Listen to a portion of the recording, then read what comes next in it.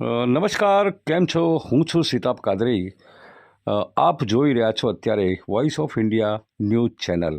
આજે એક એવી કળાની વાત કરવી છે કે જે ભારતીય સંસ્કૃતિથી વરેલી હતી અને અનેક દિગ્ગજો રંગમંચની ભૂમિ પરથી આજે સુપરસ્ટારો બન્યા છે.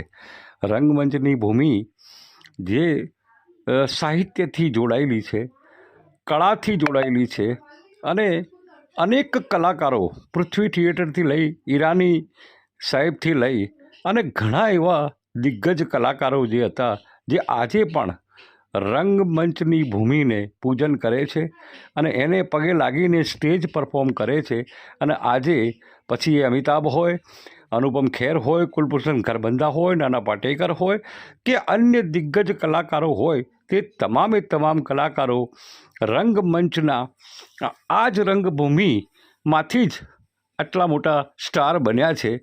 આજે નવા યુગનો શુભારંભ થયો છે એટલે લોકો જૂની સંસ્કૃતિ ભૂલતા ગયા છે અને એની સાથે સાથે જૂના જે રંગમંચના કલાકારો હતા, જે વર્ષો પહેલાં જ્યારે પણ કોઈ જગ્યાએ નાટક આવ્યું હોય તો ત્યાં મોટી ભીડ લાગતી હતી, મેળા જેવો માહોલ થતો હતો, એડવાન્સ બુકિંગો થતી હતી. આવા નાટકો જ્યારે હતા ત્યારે લોકો પણ એના શોખીન હતા.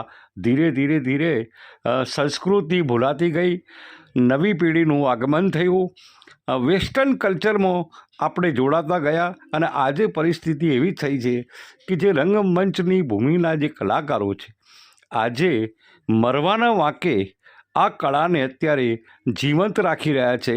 શરૂઆતના દિવસોમાં તો તેમને એક ટિકિટ શો પણ મળતો હતો અને જેના કારણે તેમની આજીવિકા ચાલતી હતી, કલાકારોને પગાર પણ આપતા હતા અને એમના ઘરો પણ ચાલતા હતા.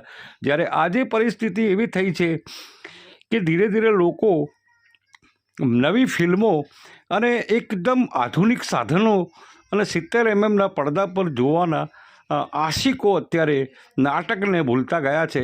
પણ તોરણ નાટક કંપની અને એમના જેવા કલાકારો આજે પણ કરી રહ્યા છે. એમાં નિશા લાલાણી હોય, ભીખુ બાબલા હોય કે પછી રાજુ જોશી હોય જેવા અન્ય કલાકારો આજે પણ આ કલાને જીવંત રાખી રહ્યા છે. વોઇસ ઓફ ઇન્ડિયા ન્યૂઝ આપને ફરી એકવાર ધ્યાન દોરે છે કે આવા કલાકારોને આજે પ્રોત્સાહિત કરવાની ખૂબ જ જરૂર છે, કારણ કે એ લોકોને અત્યારે શેરી મોહલ્લાના અંદર નાટકો ભજવી, ડાન્સ કરી અને પોતાનું ગુજરાન ચલાવે